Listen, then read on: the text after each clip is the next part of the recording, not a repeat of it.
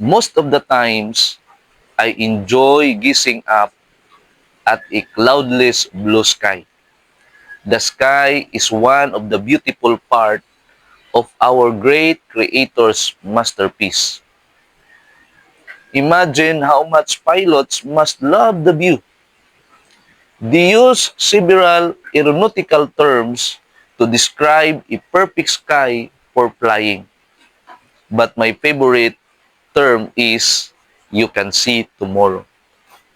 Seeing tomorrow is beyond our view.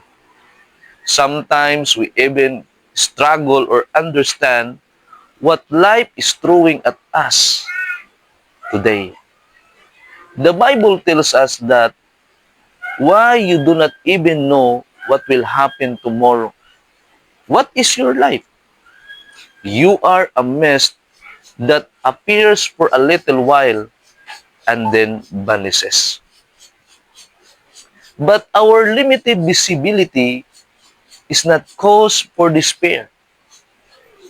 When we trust in the God who sees all of our tomorrows perfectly and who knows what we need as we face the challenges ahead. The Apostle Paul knows this.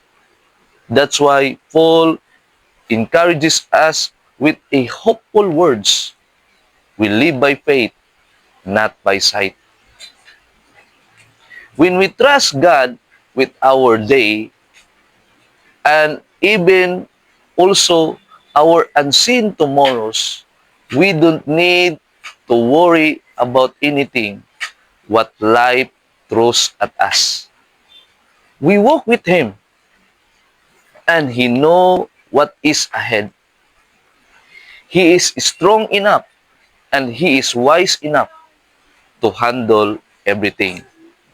Another day, another life lesson.